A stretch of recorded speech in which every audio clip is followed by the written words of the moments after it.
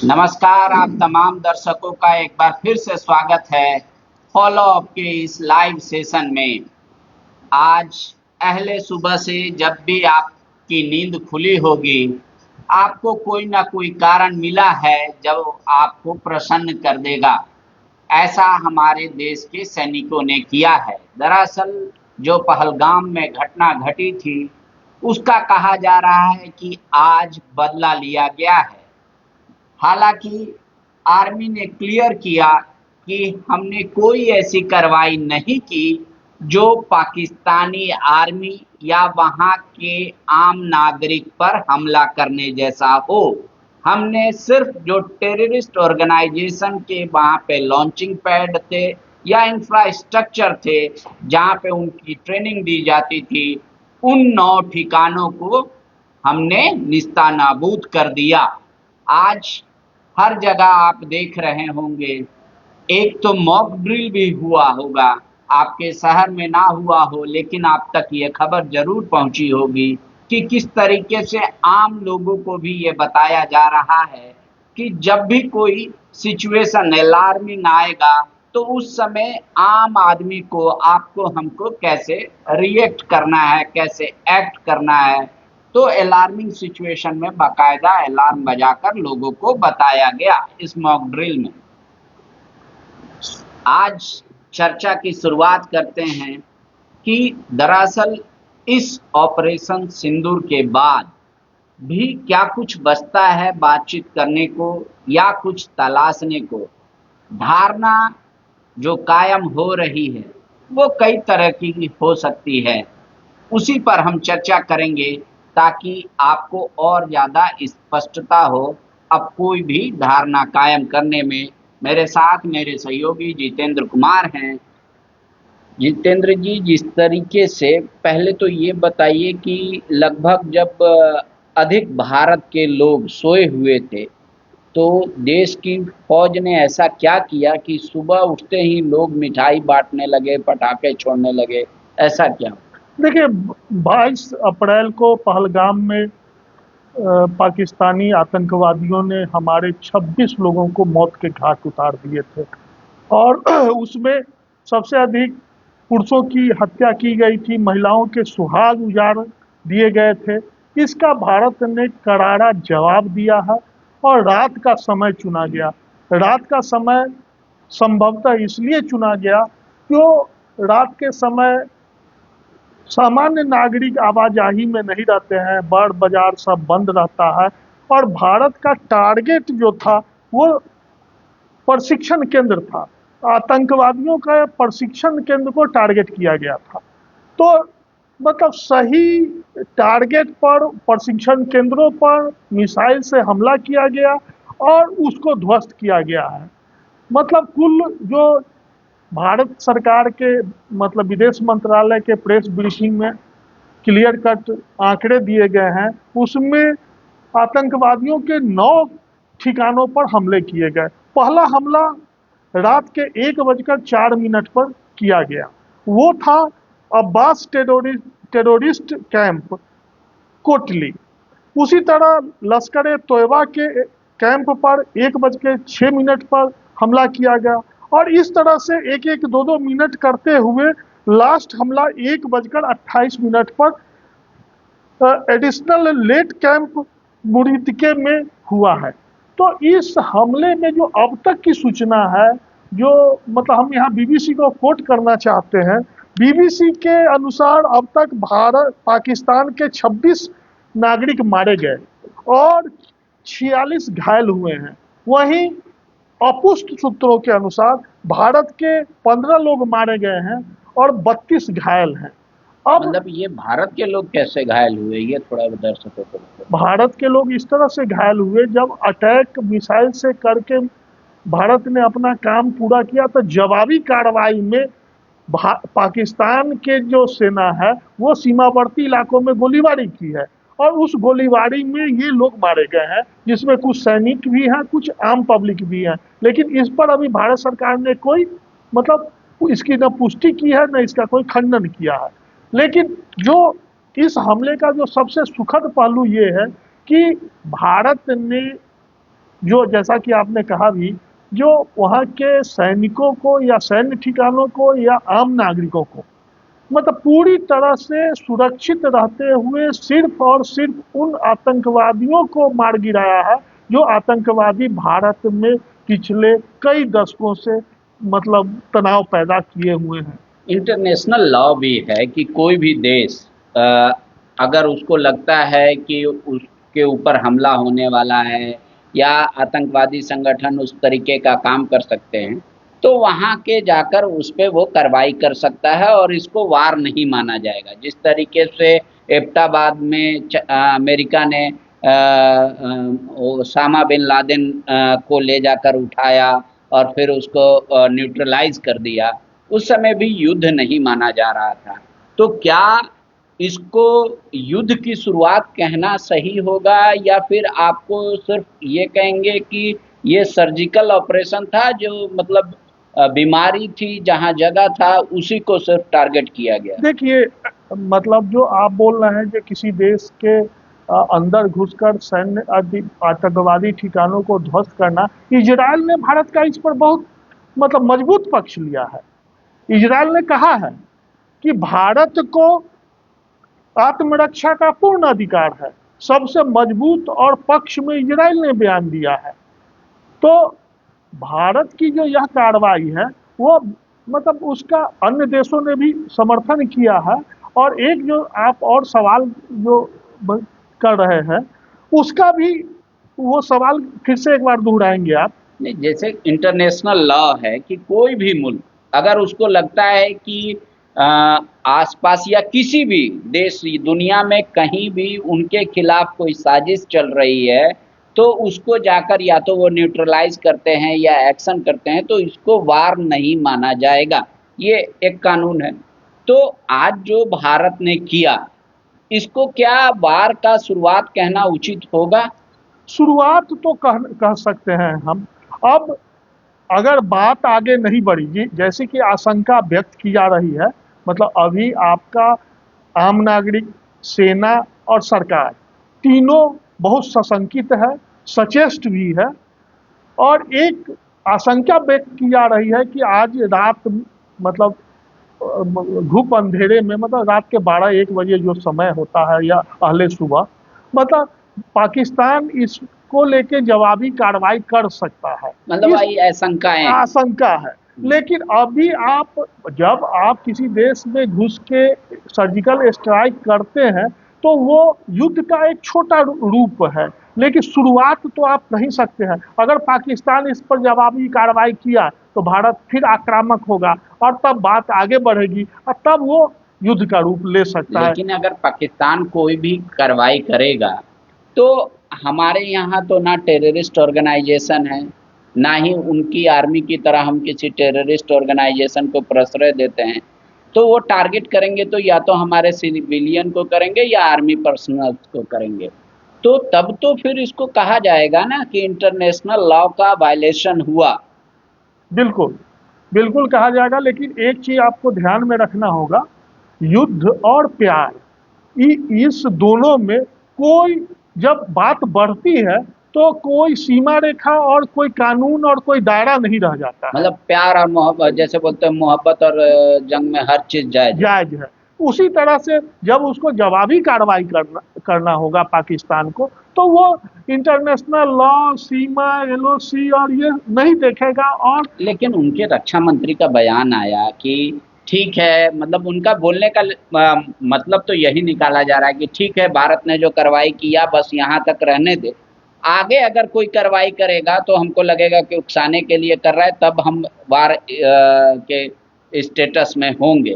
तो ये माना जा रहा है कि ठीक है, पाकिस्तान ने अपने आप को खुद इतना मतलब बैकफुट पर ले जाकर ये कहा, क्योंकि उनकी देश की आर्थिक स्थिति भी ठीक नहीं है, पानी के लिए भी हाहाकार मचा हुआ है।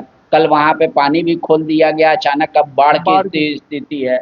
तो हर तरफ से जब पाकिस्तान अपने आप को घिरता दिख रहा है, तो शायद इस तरीके का बयान हो, या फिर आप कह रहे हैं कि नहीं, ये सिर्फ मीडिया के लिए जाहिर किया गया एक रक्षा मंत्री का बयान है, देश का बयान है, लेकिन जो इंटरनल उनका दिमाग चलता है, जो कॉन्स्पिरेसी होती है प्रॉक्सी वार के लिए जो वो लोग मिलिटेंट तैयार करके रखते हैं, वो जारी रखेंगे? नहीं, देखिए, पाकिस्तान तो डरा सहमा हुआ है ही, और उनका रक्षा मंत्री का बयान भी बहुत साफ है। उन्होंने साफ किया है कि भारत अब अगर आगे कोई कार्रवाई नहीं करता है तो हम समझौते की दिशा में आगे बढ़ेंगे। और जो सूचना मिल रही है उसके अनुसार ईरान के विदेश मंत्री मध्यस्थता के लिए भारत भी पहुंचने वाले हैं या पहुंच गए होंगे दिल्ली। तो कहीं न कहीं बीच का रास्ता निकालकर और मामले को ठंडा करने की कोशिश भी साथ साथ जारी है। और यह दोनों देश के लिए हितकर है, मतलब पाकिस्तान के लिए भी हितकर है, जिसकी स्थिति बता ही रहे थे आप, जो आर्थिक रूप से बहुत कमजोर है, सैन्य की मजबूती के दृष्टिकोण से भारत की अपेक्षा वह बहुत कमजोर है। और उस परिस्थिति में पाकिस्तान भी नहीं चाहेगा जो हम युद्ध में जाएं, और भारत के हित में भी होगा कि युद्ध के में न जाके हम पाकिस्तान के आतंकी संगठनों को हम जवाब देते रहे हैं, उनको ठिकाने लगाते रहे, ताकि पाकिस्तान फिर आगे कोई कार्रवाई करने की हिमाकत न कर सके। मान लीजिए पाकिस्तान में 26 लोग से अधिक मरे इस ऑपरेशन सिंदूर की वजह से, उसमें जो तस्वीरें आ रही थी, हालांकि वो सत्य है तस्वीर या असत्य है उसका मैं व्याख्या नहीं कर सकता हूँ या पूरे सटीक तौर पे नहीं बोल रहा हूँ, लेकिन उनके जनाजों में वहाँ की पुलिस शरीक हुई, आर्मी शरीक हुई।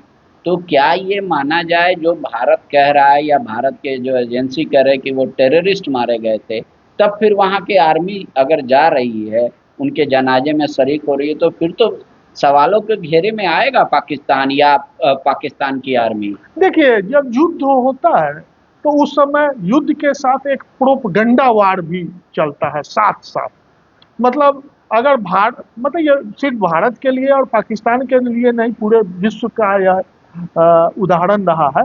अगर कोई देश दूसरे देश में उसके 100 सैनिकों को मारता है तो उसकी संख्या 1000 बताता है। तो उस तरह से जैसे भारत ने आतंकी संगठनों के ठिकानों पर हमला किया है, पाकिस्तान कह रहा है जो नहीं, वो आम लोग, मतलब घनी आबादी में भारत ने हमला किया है, हमारे सैनिकों के ठिकानों पर हमला किया है। तो ये एक मतलब प्रोपगंडा वार है। नहीं, अभी तो जिस तरीके से वहाँ के मीडिया में बयान दिया जा रहा है कि ये जो अटैक हुआ इंडियन आर्मी के द्वारा, ये पीओके या पीओजे में नहीं हुआ, वो पंजाब प्रांत में आ जाता है, तो वो लोग मतलब घर में घुस के मारे, इस तरीके से उनके मीडिया में ये चल रहा है और इसको जस्टिफाई नहीं किया जा सकता। मतलब वो ये बता रहे हैं कि सिर्फ पाक ऑक्युपाइड कश्मीर या पाक ऑक्युपाइड जम्मू में ये घटना नहीं घटी, बल्कि वो पंजाब हाँ, के वो तो बिल्कुल, वो तो दोनों देशों के आंकड़ों से भी है। जो भारत ने 9 ठिकानों पर हमला किया है, तो वो 9 ठिकाना यह देख के थोड़े भारत हमला किया है जो वो पाक अधिकृत कश्मीर के इलाके में जो ठिकाने हैं हम उसी पर हमला करेंगे। आतंकी संगठनों के जहां भी प्रशिक्षण केंद्र रहे हैं वहां पर भारत ने हमला किया है। तो वो तो एक बयानबाजी है और उस बयानबाजी का यहाँ कोई महत्व तो नहीं है। लेकिन अभी मान लीजिए कि कुछ दिन में देश के गृह मंत्री अमित शाह राजधानी रांची में होंगे, वो बैठक करने वाले हैं जो जोनल स्टेट्स का होने वाला है ईस्टर्न का। अब उस बैठक को लेकर आगे क्या होगा? नहीं, उस बैठक को लेकर ब्यूरोक्रेसी में यहाँ सरकार के शीर्ष स्तर पर अब मतलब आशंका व्यक्त की जा रही है। आशंका नहीं कहे, मतलब ऐसा अंदेशा जो अब ये बैठक या तो स्थगित हो या हो सकता है अमित शाह इस बैठक में नहीं आए। अमित शाह 9 अप्रैल को, मतलब परसों शाम में रांची आने वाले हैं।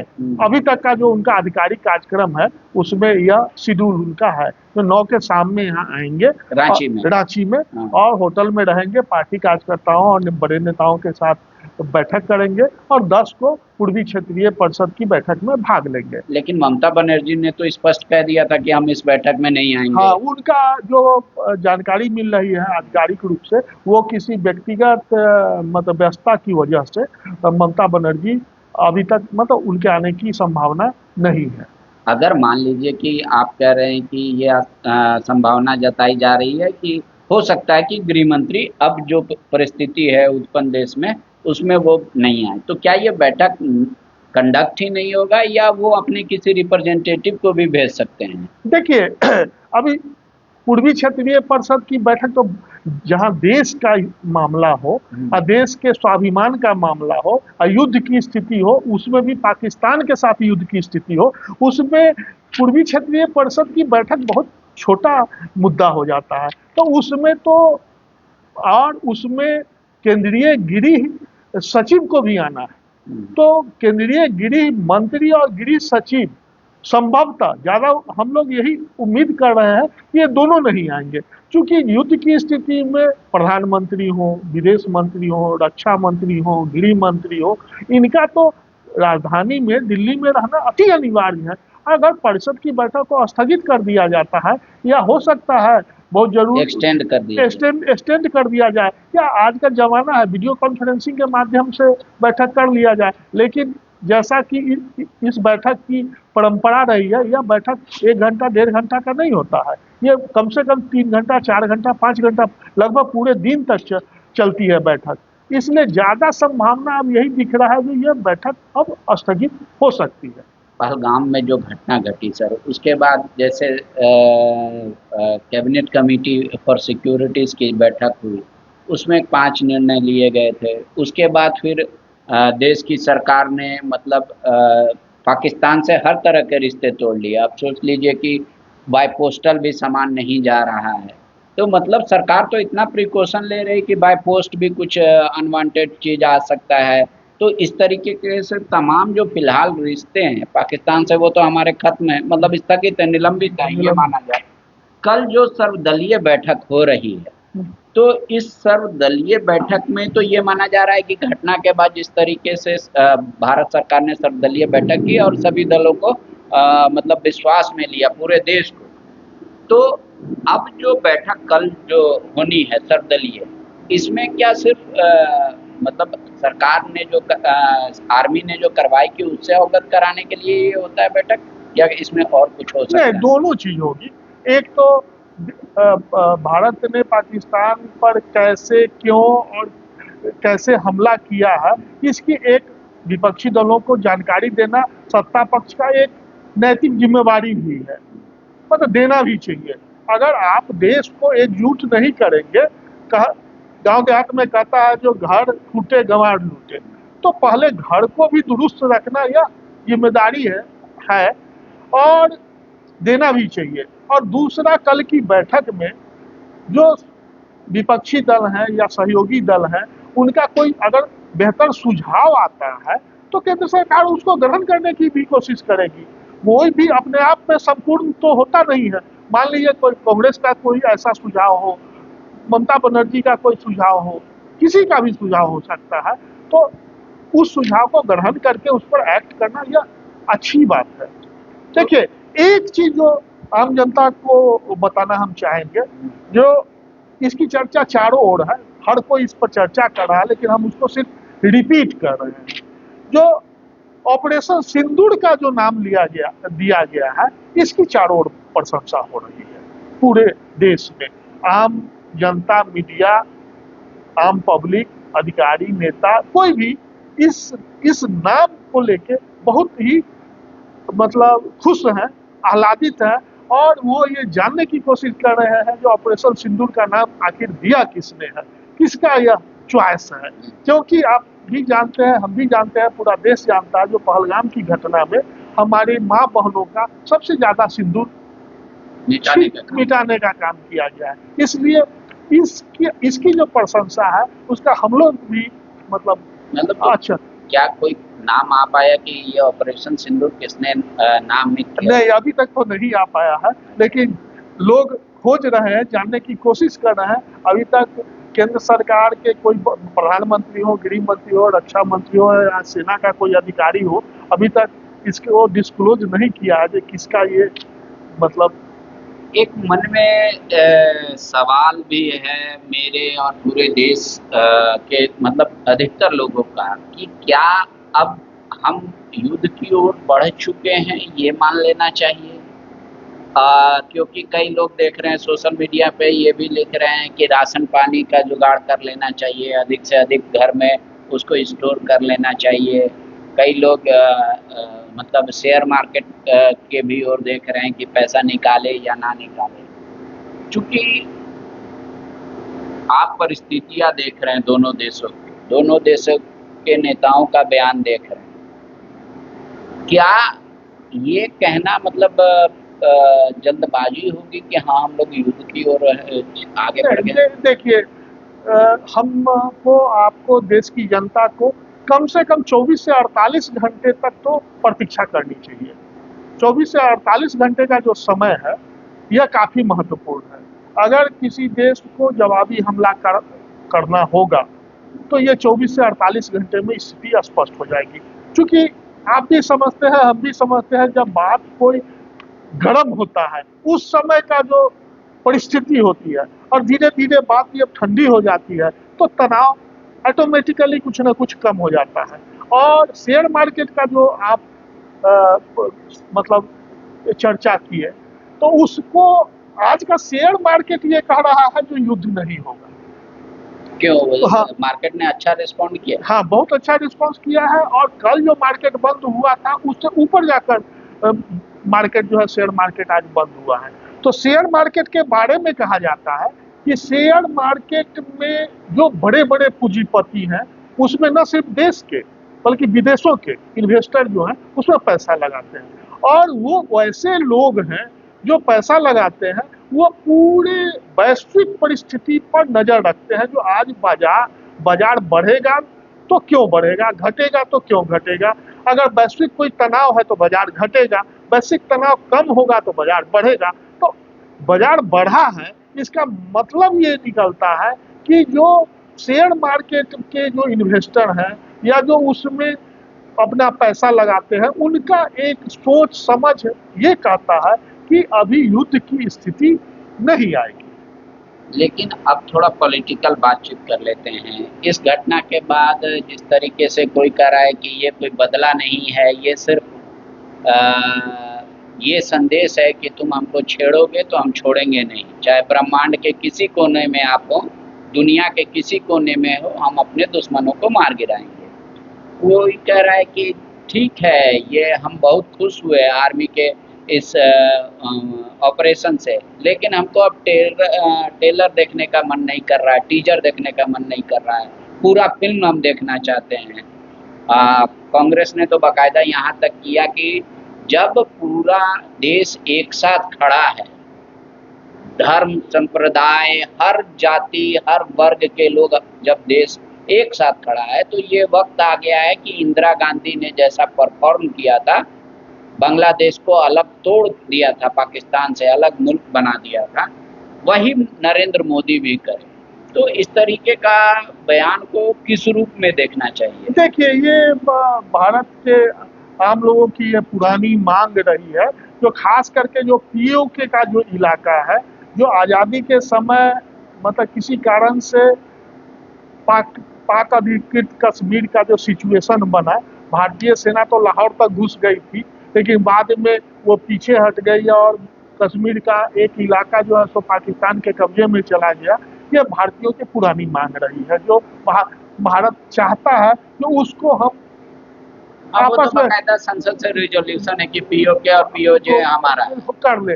तो एक इच्छा रखना और उसको मतलब कार्यान्वित कर लेना, दोनों में बहुत का अंतर होता है। तो अब पीओके को कब्जे में लेने के लिए युद्ध की स्थिति में भारत को जाना होगा। नहीं तो बलूच में जो हो रहा है, ऐसा तो लग रहा है कि बलूचिस्तान अपने आप को अलग मुल्क के तौर पे देख रहा है ही नहीं है मेंटली, और वो हर तरीके से प्रिपेयर्ड हो रहा है। तो जिस तरीके से बांग्लादेश आज़ादी के लिए लड़ा, तो क्या ये वक्त है कि बलूच के साथ भारत के लोगों को खड़ा होना चाहिए कि बलूचिस्तान को एक अलग आइडेंटिटी मिल जाए? होना, देखिए, नैतिक रूप से नहीं होना चाहिए, लेकिन वही फिर युद्ध और प्यार वाली बात हम कर रहे हैं। जब पाकिस्तान हमारे कश्मीर में आतंकियों को भेज कर अशांति और हत्या की घटनाएं कराते रहता है, तो उस परिस्थिति में अगर बलूच के लोग अपनी स्वतंत्रता की मांग कर रहे हैं, तो भारत अगर उसको नैतिक समर्थन देता है या सहयोग करता है तो क्या गलत है? मतलब दुश्मन का दुश्मन दोस्त होता है, बस इस तरीके का स्थिति है, इसमें कोई गलत नहीं है। और अभी के स्थिति में सबसे पहले तो सिर्फ बार बार हम लोग इसको दोहरा दिए, अब अच्छा भी नहीं लगता कहना कि अभी नैतिकता की बात करना ही गलत है। सबसे पहले नैतिकता का बात नहीं होनी चाहिए। अभी हमको हमारा सेना का स्वाभिमान ऊपर हो, हमारे साथ हमको कोई आंख दिखा रहा है तो हम उसकी आंख निकाल लें, इस तरह का सोच और इस तरह के कार्रवाई होनी चाहिए। एक अगर इसको वैश्विक स्तर पे देखें, पूरे दुनिया के स्तर पे, आपने ईरान का जिक्र किया, तो क्या कोई ऐसा भी मुल्क है जो पाकिस्तान को पीड़ित समझता हो कि पाकिस्तान अब ना ही उनके आर्मी के कंट्रोल में है, ना ही वहाँ के सरकार के कंट्रोल में है, वो आतंकवादियों के कंट्रोल में है, तो इसलिए उनको थोड़ा मतलब सहानुभूति दिखा रहा हो या उनके साथ खड़ा हो पाकिस्तान के साथ? देखिए, एक देश जो है वो पाकिस्तान के साथ बहुत मजबूती से खड़ा हुआ है, वो है तुर्की। तुर्की ने कहा है, क्लियर किया है, उसका भाषा तो डिप्लोमेटिक है, जो युद्ध का खतरा बढ़ा है। और जो दूसरे देश हैं विश्व के, उसको मतलब वैश्विक जो डिप्लोमेसी होता है उसमें ये देश, बड़े देश, नाम लेना उचित नहीं है, हर बड़ा देश क्या करता है कि बाहर से वो संयम एवं शांति बनाए रखने का अपील करेगा और अंदर ही अंदर वो उकसाने का भी कार्रवाई करेगा। अच्छा, वो प्रॉफिट देखते हैं। हाँ, अपना प्रॉफिट देखते हैं। अब अमेरिका का ही उदाहरण ले लीजिए, तो अमेरिका भारत और पाकिस्तान दोनों से संयम बरतने का अपील कर रहा है, उसको आर्म्स बेचना है। फ्रांस का भी यही ये है, बयान है, क्लियर कट बयान एक सिर्फ इजराइल का है। तो फ्रांस हो, अमेरिका हो, ये वैसे देश हैं जो अपना फाइटर प्लेन, आर्म्स, एमुनिशन बेचते हैं और यही उनके देश के विकास का पहला मापदंड है। आप तो क्या मान लीजिए कि जैसे आपने कहा कि तुर्की हो गया या चाइना हो गया, ये लोग खुल के समर्थन कर रहे हैं या दबी जुबान से समर्थन में चाइना में ही? तुर्की खुलकर समर्थन कर रहा है, चाइना जो है सो दबी जुबान से कर रहा है, और रूस और अमेरिका जो है वो डिप्लोमेटिक बयान दे रहा है। तीन तरह के बयान है। तो क्या लगता है कि भारत की सरकार पे बाकी सारे मुल्कों का भी जो बात आ रहा है उसका एक दबाव भी पड़ेगा, इसीलिए आपने कहा कि मध्यस्थता के लिए वो तो दिल्ली पहुंच भी गए होंगे या बातचीत जारी भी हो रही होगी, या भारत इस बार सारे बातों को नजरअंदाज कर देगा? नहीं, सारे बातों को तो किसी स्थिति में नजरअंदाज भारत नहीं कर सकता है, अनलॉ सिचुएशन है। अगर भारत सारी बातों को नजरअंदाज कर देगा तो नरेंद्र मोदी का 56 इंच का जो सीना है वो 26 इंच का हो जाएगा पब्लिक की नजर में। नापने में भले वो 56 इंच बोलते रहे, लेकिन अगर वो नजरअंदाज करके भारतीय जनमानस के भावना को दरकिनार करके अगर चलेंगे। नहीं, भारतीय जनमानस का नहीं मैं कह रहा हूँ, दुनिया के सारे मुल्क जो हैं, अगर मान लीजिए उनकी भावना क्या है क्या नहीं, वो तो स्पष्ट तौर पे आता नहीं है, तो क्या उसको भी भारत सरकार पे एक दबाव रहता है इस तरीके से कि सबका सुनो एक बार, इसीलिए बात भी करो, वो भी जरूरी है? या इस बार भारत सरकार इस मूड बना के रखी है कि कोई क्या बोल रहा है उससे मतलब नहीं है, हमारे दुश्मन कहीं भी हम मारेंगे? नहीं, सुनना तो जब आप विश्व में हैं और विश्व के मतलब प्रमुख देश में हैं, तो आपको जब आगे बढ़ना है तो विश्व के जो बड़े देश हैं या प्रभावी देश हैं या समृद्ध देश हैं, उनकी बातों को सुनना ही पड़ेगा। अगर वो आपसे उनका मतांतर है, अगर वो दबाव डाल रहे हैं, तो उस जगह आप डिप्लोमेटिक ढंग से उनको अपने पक्ष में करना होगा और पक्ष में करके अपनी ताकत को बढ़ाना होगा। आप सीधा नजरअंदाज नहीं कर सकते। अगर वो विपक्ष में है या आपके बात से सहमत नहीं है तो उनको आपको डिप्लोमेटिक ढंग से पक्ष में करना होगा, उनको भी हड़काना होगा। तब हम आप अगर इस समय हमारा साथ नहीं दीजिएगा तो आज का जो विश्व की स्थिति है वो तो व्यापारिक स्थिति ज्यादा महत्वपूर्ण है युद्ध से।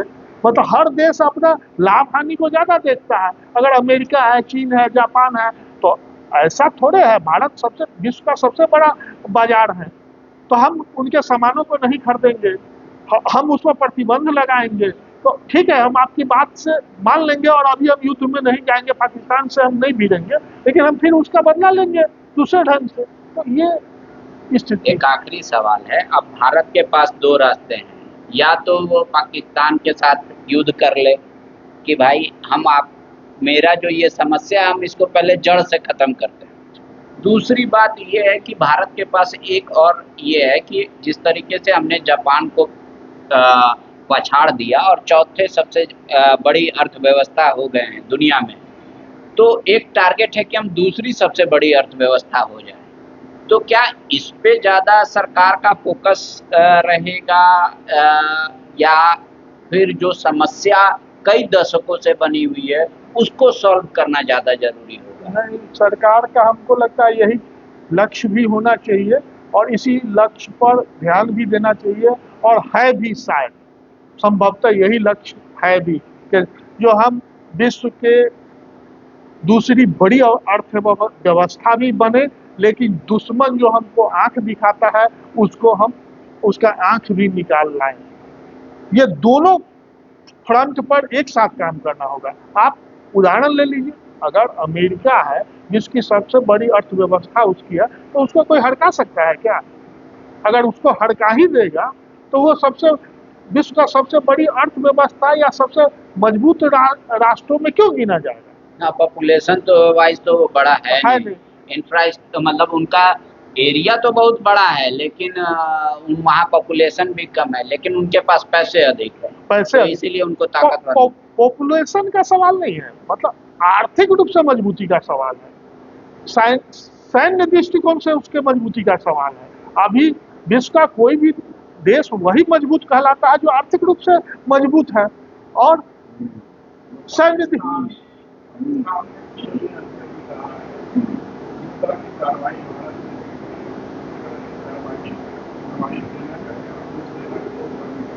तो ये एक बड़ी अपडेट है इस वक्त की कि पाकिस्तान के जो पीएम हैं उन्होंने बाकायदा वहाँ के आर्मी से ये कहा है कि जिस तरीके की कार्रवाई भारत ने की है हमारे सैनिक भी ऐसा ही करें। क्या ये उनकी मजबूरी भी, हताशा भी दिखा रही है वहाँ के पीएम की, या आपको लग रहा है कि क्योंकि वो तो आदेश दे सकते थे आर्मी को, पर वो कह रहे हैं मैं चाहता हूं कि ऐसा ही कार्रवाई करे आर्मी, तो ये क्या बयान को भी इस रूप से देखना चाहिए? देखिए, थोड़ा देर पहले हम लोग बात कर ही रहे थे कि जो 24 से 48 घंटे का जो समय है वो काफी महत्वपूर्ण है, और वहाँ के जो प्रधानमंत्री का बयान आया है तो उस पर एक चीज ध्यान देना होगा, वहाँ का जो पब्लिक है उसका जो दबाव सरकार पर अभी पड़ रही होगी उसकी भी कल्पना करनी होगी।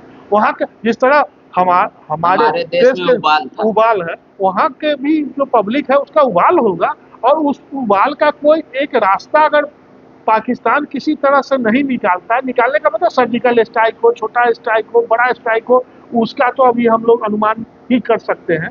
तो अगर पाकिस्तान किसी तरह का कोई कार्रवाई नहीं करता है तो वहाँ की जनता की नजर में वहाँ की सरकार का क्या स्थिति बनेगी? लेकिन आप 24 घंटे और 48 घंटे का बार बार जिक्र कर रहे हैं, वहाँ की आर्मी में तो ये भी कॉन्सेप्ट होगा कि अभी भारत के आर्मी एकदम सजग होगी, एकदम तैयार होगी, हर पॉइंट पे अलार्मिंग होगा, मतलब जितने इनके पास M15 है, राफेल है, 24 घंटे 48 घंटे हवा में ही रहेंगे। तो इस दौरान जब दुश्मन इतना सचेत हो तो क्या उस पे हमला करने का ताकत मतलब ऐसा कर पाएगा? इसीलिए हम बोल रहे हैं जो छोटा हमला होगा, बड़ा होगा, सर्जिकल स्ट्राइक होगा, पाकिस्तान के पास इतनी ताकत तो है ही जो वो कोई मिसाइल आपको वहां से दाग के किसी हमारे छोटे मोटे ठिकानों को ध्वस्त कर सकता है, मतलब वो उपस्थिति दर्ज करा सकता है। इससे बहुत बड़ा युद्ध का संभावना हम नहीं देख रहे हैं। लेकिन जिस तरीके से भारत तो ये कह रहा है कि हमने आतंकवादियों को मारा जो इसने घटना को अंजाम दिया था, तो एक तरह से तो पाकिस्तान का ट्रीटमेंट ही हुआ ना। पाकिस्तान भी तो कहता है बीच बीच में, या कई मुल्क ऐसे कह रहे हैं कि आतंकवाद से वो भी परेशान है, तो उनको तो खुश होना चाहिए भारत का, पर वहाँ के प्रधानमंत्री क्यों कह रहे हैं कि नहीं जो आर्मी ने किया उसी तरीके का मेरी भी आर्मी करे? जैसे नेता का और किसी देश के प्रधानमंत्री का दूसरे देश के प्रति, इन सब मामलों में और मामलों में नहीं, जो बयान है वो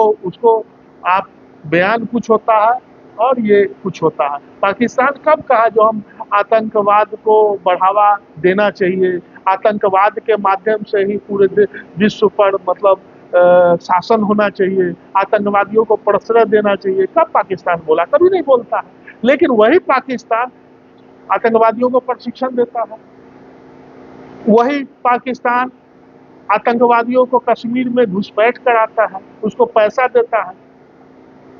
पत्थरबाजी होती थी ना। लेकिन ठीक है, पाकिस्तान से सिर्फ हम, भारत तो कई, चूंकि पड़ोसी देश है, कई दशकों से उनसे पीड़ित है, बीच बीच में वो प्रॉक्सी वार करते हैं। कई और भी दुनिया में जो देश हैं वो भी पीड़ित है, लश्कर तैयबा हो या कोई भी आतंकवादी संगठन हो, तो जैश मोहम्मद, तो इस तरीके का तो संगठन से कई देश पीड़ित है। हाँ, तो वो फिर क्यों पीड़ित है ये इसलिए कि हम और आप पड़ोसी हैं, या हम यहाँ रहते हैं, आप बाहर रहते हैं। बाहर से हम बोलेंगे पांडे जी बहुत अच्छा है, आप बहुत अच्छा कर रहे हैं, विकास कर रहे हैं, और अंदर ही अंदर आपके घर में हम आग लगाते रहते हैं। तो जो बड़े देश हैं जो आतंकवाद का विरोध करते हैं, वो क्या करते हैं? अरबों खरबों रुपया खर्च करके आतंकवादियों को वो प्रश्रय देते हैं। भारत विकास कर रहा है, भारत आर्थिक रूप से समृद्ध हो रहा है, यहाँ शांति और अमन चैन है, तो वो अपना 1000-2000 करोड़ रुपया, मतलब जो भी अमाउंट हो वो हम नहीं देखने जा रहे हैं, लेकिन वो खर्च करके भारत को अंदरूनी मामलों में डिस्टर्ब करते रहता है देश। ये मतलब प्रॉक्सी वार है, और इसमें लगभग विश्व के अधिकतर देश इस काम में इंटरनली लगे तो रहते हैं। क्या आज भारत के लोगों को चैन की नींद सोनी चाहिए, या बिल्कुल भारत के लोगों को चैन की नींद सोनी चाहिए, और यह उम्मीद और शांति के साथ सोनी चाहिए कि युद्ध नहीं हो और नहीं होना चाहिए, और लगता है जो कोई बड़ा युद्ध होगा भी नहीं। शुक्रिया। तो पता नहीं कि हम दोनों की बातचीत में आपके हिस्से का कितना निकला और आप कितना इस वार्तालाप से संतुष्ट हो पाए। लेकिन अगर आपके मन में भी कोई सवाल होगा जिस पे आप एक्सपर्ट की राय जानना चाहते हो, तो वो भी आप कमेंट बॉक्स में या इनबॉक्स में करके हमें लिख दीजिएगा। हम उम्मीद करेंगे और पूरी कोशिश करेंगे कि वैसे विशेषज्ञों की भी राय आप तक पहुंचाएं, या आपके मन में भी कोई आशंका सवाल होगा तो उसको जरूर लिखिएगा। शुक्रिया।